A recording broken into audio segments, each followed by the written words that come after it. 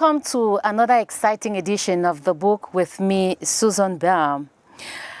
Are you looking for a gripping and unforgettable story? Fans of political thriller, military fiction, and epic adventures will love The Return of NGWE. It is WOGU Richardson's recent publication, and he's right here in the studio for us to discuss about the book. You're welcome, Richardson. Thank you, Susie. It's a pleasure seeing again being on stage. What actually pushes you to want to write more and more? Because you told me that you have more than 13 books to your credit. Yes, actually, I am driven by the desire to impact, to educate, and to entertain, because I believe that books have the ability to transport our minds to several worlds. Books have the ability to educate, to inspire us, and of course, books have the ability to push us towards our dreams. Okay, so now, as far as The Return of NGWE is concerned, what actually motivated you to want to write a story like this one? All right, when I read Across the Mongolo, that's where I got inspired. I realized that the story did not really end in a good way. That's to say that the suspense was mind-blowing. So I felt like there was a need for me to give NGWE the second chance to come back and fight for his dream. So that's actually what motivated me to write this book, to continue the story. Okay, we see you starting the story from the shrine. Definitely. NGWE leaving the shrine to pursue a dream. Tell us what The Return of NGWE is all about. Okay, The Return of NGWE is a story about a young man called NGWE. NGWE is actually driven by the desire to become the next Babajoro of his country, that is the president. And he has realized that there is need for him to do a lot of work to change his country, because he's a change agent and he sees a lot of ills in the society. So he goes on that messianic journey destined by the gods to go and fight, but he encounters, of course, a lot of challenges, meeting top oppositions, betrayers, and even meeting a lover who actually sells him out. You know, that's one breaking part of the story. But then at the end of the day, he eventually succeeds because he does not back down. Okay. Now, tell me why the choice of this cover page. Does it tell a story? Of course it does. It tells a story.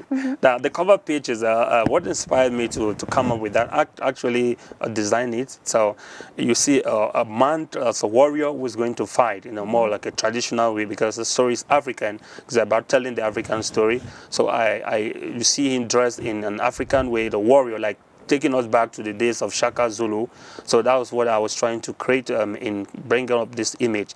And then we see how committed and how willing he is to get back to his journey after recovering from the shrine. So that is what the cover page, what it sells. We understand that the story is, the setting of the story is Kamangola.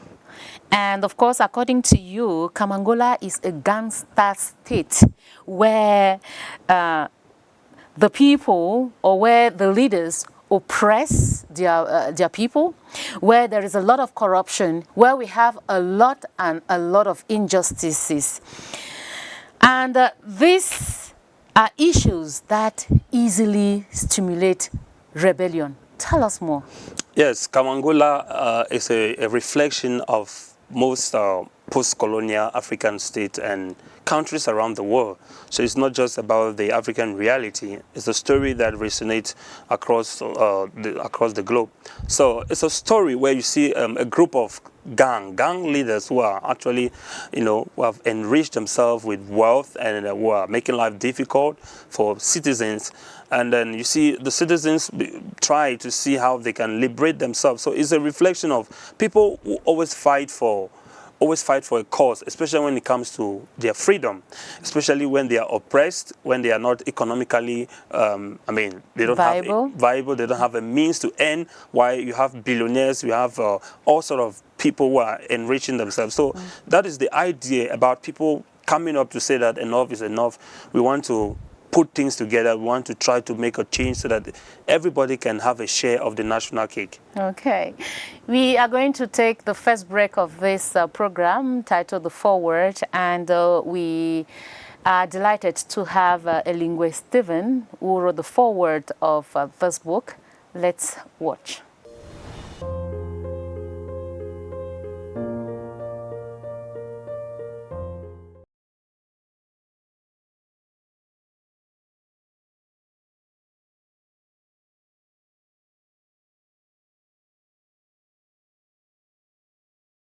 We see the struggles that NGWE faces in across the Mongolo. Now, when we look at the return of NGWE, we see more of a courageous young man. We see more of somebody who has understood how life works, and he therefore notices that he doesn't have to run away from life struggles, from what life presents to him daily.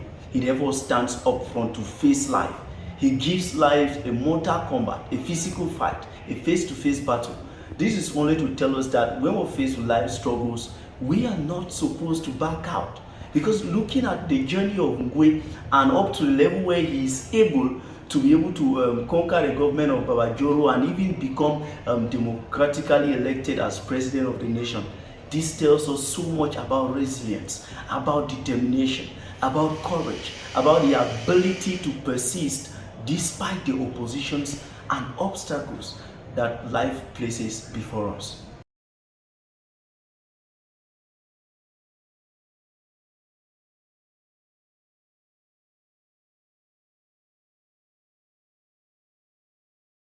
Now, this is not any kind of book. We are talking about a book that W. Richardson took his time, all right, to narrate. We see the details of and the vivid description that follows NGWE right from the time when there is problem, when he's still with Shirila and he has to run away from the French zone back to his homeland, and then coming back later. This only tells us that this book brings to play the ingredients of a narrative story, the ingredients of a novel, which is conflict. It brings to mind the intrigue, the suspense that anybody needs as far as spicing a novel is concerned. So I do think that W. Richardson did justice to this novel, because it doesn't just end at the level of going through the struggles and overcoming them. We see the level of maturity in NGWE, even becoming president and giving an opportunity for the youths of his time to have a say in the government, to have a voice in national conversation. That is a strong message that is being passed to all leaders today. We're talking about Cameroonian leaders, African leaders, and leaders of the world. The youth have a voice, and if we give the youth the ability to be heard and to be seen, we will see transformational change in the society. So this book is a necessity for every library, a necessity for every school, every family, every church organization, whatsoever it be. This book is a masterpiece that has to be read by every student of today.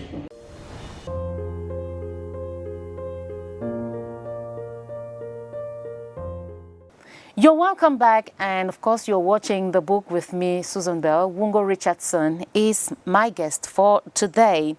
This book, you say, is pure fiction, but it reflects what goes on in our society, as you earlier said. Now, tell me why you think that countries which have not experienced war, what they did differently from the countries that are plagued with a lot of war. What did they do differently? How did they strategize in order not to witness war in their country? Thank you for that question. I think it's a very brilliant question. War is a human phenomenon. We are born with the spirit of fighting, because in as much as we try, there will always be that misunderstanding, there will be conflict, there will always be fighting. But I think that some countries have learned how to resolve conflict by dialoguing. Of course, we know that dialogue is a very instrumental tool in maintaining conflict. So I think that countries that have not really experienced war, they have been able to discuss, to talk about their common problems and differences. I think that has been instrumental. And then we also need to look at the fact that those who get into war, it is more of about political struggles. It's more of reclaiming maybe their culture, their lost heritage and stuff like that. So I think that these countries have been able to sit down and say, okay, fine, I'll take this and you take this, and then we come to a compromise. And when that is applied, I think that we can just have misunderstandings, maybe people agitating, but at the end of the day, we don't get to a situation where we find people on the street like we see in the Return of NGWE. Yes, we understand that NGWE, you talked about genuine communication, genuine genuine dialogue. But why did NGWE decide to rebel? Why did he decide to take arms? Yeah, of course, what NGWE actually does is not something we encourage, because violence, no matter how we try to put it, always have a negative impact, because the people will be killed, obviously. There will be a lot of casualties, destructions, and all of that.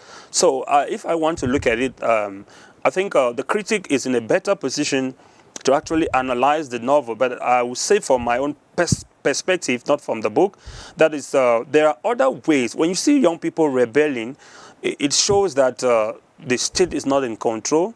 It shows that they don't listen to their elders. It shows that they are not patient enough to look at what the state has to offer. So young people, you know, they say in Pidgin, they say they are bloody hot, you know, so they just do things without thinking, not knowing that the effects of what will come up after that will be more disastrous than the possible solution. So I think NGWE is a very hot-headed character, a character who does not listen to people, a character who believes that he can do things the way he thinks. And of course, we see him embarking on that particular aspect, because of course, there's always a way out. And violence is not always the best solution. There are other things that we can do to solve societal issues. Okay. A lot of people clamor for change, but just as Dr. Gerard Embo says in the book, change must come, but it must come without unnecessary sacrifice. Wasn't that a wise decision that NGWE would have followed? I think that was a very good decision that he could have followed. But then, like I said, NGWE is a hot-headed character. It's a character who does not listen, a character who is eager. Because, you know, young people today, you take the society today, we are so eager to just do things our way. Because you see things happening in other places. You don't look at the realities around your society. So I think he did not listen. He was in a haste to actually get into the street and then, you know, gathering people to follow, to lead, because it's more about personal interest. That's one thing that we have to know. People, young people in particular, who have not gotten enough experience, they believe that they can make a way, and in most cases, it always ends in a disaster. Wise one there. We are going to take our next break on this edition, which is, of course, the Vox Pop, and we are asking the people out there to tell us, if you want to pursue your dreams, what are some of the things you must do? This is what they had to say.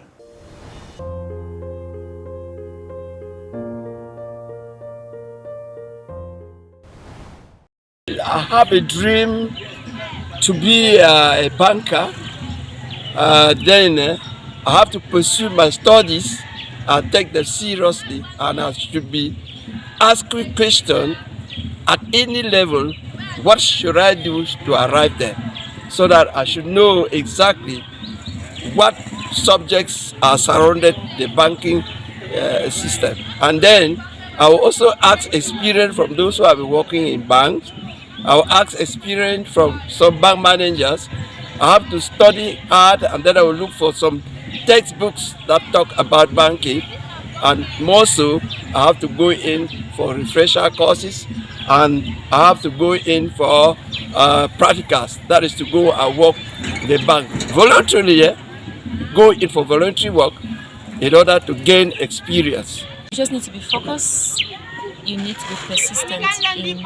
You should be focused on your goal and be persistent in order to, and so you achieve the dream. When you have a dream and you have a focus to achieve something, you have to be hardworking.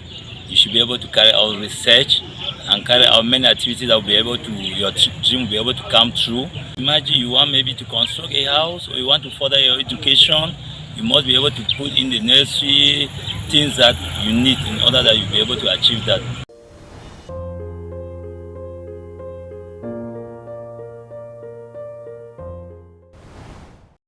We We are so excited that you are glued to your TV set to watch the book with me, Susan Bell. And of course, let me turn to you and ask, what are the things that you must do in order to pursue a dream successfully? All right, just my experience, I think the first thing is for you to know the why. That is, why are you pursuing the dream first? That's the first thing. Because when purpose is not known, abuse becomes inevitable. So you have to know why you're pursuing that dream. Because in that case, it will give you the motivation when you feel like, when you're worn out, when you feel tired, sometimes even when you're lost. So purpose is the first thing. The second thing, you need to build resilience, because a dream will not just come on a platter of gold. And then the teamwork is also very important. So there are dreams where you need to partner with people, you need to get insight from people, you need to leverage on the resources, you need to work with them to guide you. And then I also think that you also need a mentor, somebody who can guide you along the line, so that when you stumble or when you make mistakes, you can go back to him and then he guides you or orientates you. Then I think that the most important thing, besides knowing your why, you need to have a focus. Very important, because a lot of people don't fulfill their dreams today because they lost focus. NGWE was arrested and jailed, but however succeeded to escape from prison. Instead of fleeing and maybe remaining cold, or let's say remaining calm for a while, he carried on with his project. He never shivered, nor did he stop. Explain why he could not stop, even for a while. Okay, so I think that it stems from the fact that he understood that his mission is a divine mission, not a human task. So that's why he held on, because when you read in Across the Mongolo, where the story, we get where I drew my inspiration, you discover that NGWE comes to discover that his journey is a divine one, ordained by the God. So he believes that the gods are with him, they're backing him, they're giving him strength. So I think that's one motivation that made him to hang on, to persevere in the face of adversity. What are some of the moral lessons, apart from the fact that one has to pursue his or her dream? What are some of the lessons we must learn? All right, in the book, there are a lot of lessons. One striking lesson is the fact that you need to know your purpose in life. A lot of young people today are just wandering aimlessly without a God-given dream, without an inspired purpose. You need to figure out why you're living. Your life on earth is not a waste. You did not come here by chance, like Charles Dickens would make you believe. You are here for a reason. So you need to find out the reason why you're living. One thing I want us to talk about is also the issue of betrayal, because this book tells us that it is the closest person that often betrays you. That's true. And it is clear in this book. We see the girlfriend betraying him. Yeah, that's very obvious. You know, life is like they say, is a paradox. The person you trust, the person you believe will end up betraying you. But then when it happens, what do? Do you give up? Do you stop believing in people? Of course, no. We would have given up. You would have said that, okay, if my girlfriend of all people can betray me, then those who I'm working with are definitely going to do that. But he does not give up. He presses on with those that are around him. So that's another lesson we need to learn. We will always encounter such moments because human beings are very unpredictable. So you will meet people who will betray you, people who will slander you, will say all sorts of things. But you don't have to give up. You need to keep pressing. You need to keep pushing. Okay. Our next stop is On the Shelf, and we continue in our series to know what the preface is. And thanks to our resource person, we get to know more.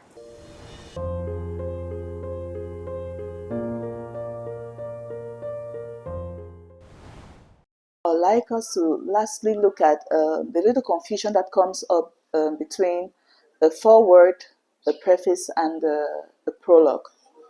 Now, it's true, these three sections are found at the initial part of a book, what we call the front matter. And generally, the preface comes after the foreword. Now that we know what the preface is, it's easier to explain what the others are. Because the foreword, the preface, as we said, is majorly has as intention to has as purpose to show the author's intention behind the writing of the book. Now, the foreword is written by a third party. It's not written by the author. It's written by some one considered to be a specialist in the domain, considered to have experience in the domain, to be repeated in the themes that are highlighted in that book. And the foreword is written to play the role of kind of an endorsement, so that when you read and you find that name, you find that name or know of that person that is repeated, that is known, you know that the book carries weight. You know that the book is credible. It adds more credibility to the book you're reading or about to read. That's the purpose of a foreword. Now, the prologue, which comes after the preface, is generally the beginning of the narration, if I can say so. It is the introduction to the storyline, to the narrative that is about to be presented, and such that the prologue is like, I could compare it to setting the stage for one to understand the storyline that is starting. It's in the prologue that they'll introduce some characters, for example. Coming up in the narrative, they'll introduce some themes or some events that will help situate the reader on what is coming forward.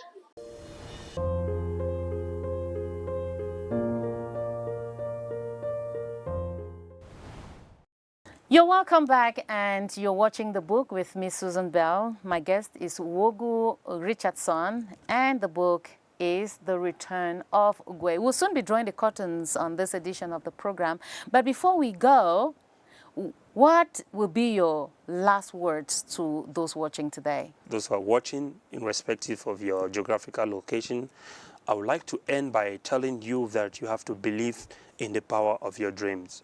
Because if I did not believe in my dreams, I will not be here talking to you about a book. Because when I started writing, very few persons believed in me. My parents were not in for that, because of course they meant it was for my good, because they saw it as a distraction. But today I pressed on, and today they are very proud of me that I'm able to continue with that dream. So you believe in your dream, don't give up. Tell us where these books are found. All right, the book is available nationwide. Any bookstore, bookshop in Cameroon, you can get the book. And on Amazon, you can also get the copy of the book. You just simply search The Return of WOGU, and then you get the book wherever you are in the world. To get it directly, you can also call my number, 6531489964, or you can search the book on Facebook. It has a page, The Return of WOGU, and you get the book instantly wherever you are. And how much? A copy is 3,500 francs. 3,500 francs? Yes. For a thrilling story like this one, you need to grab a copy and read. What are your future projects? All right, currently I'm working on a book which will be launched on the 17th of next month, that's December. That's a book titled The Daily Singer Code. It's a book about, of course, one of Cameroon's biggest influencer and life coach. So it's a book that young people cannot afford not to read. It's an interesting piece, believe me. Okay. We are so glad that you took off time to watch this edition of the program. We are equally so delighted that you answered present today. The pleasure is mine. Thank you for having me on this set. And of course, before I go, I will always tell you that take it as it is and not the way you want it to be. Thank you for watching this edition. Catch you some other time. Bye-bye.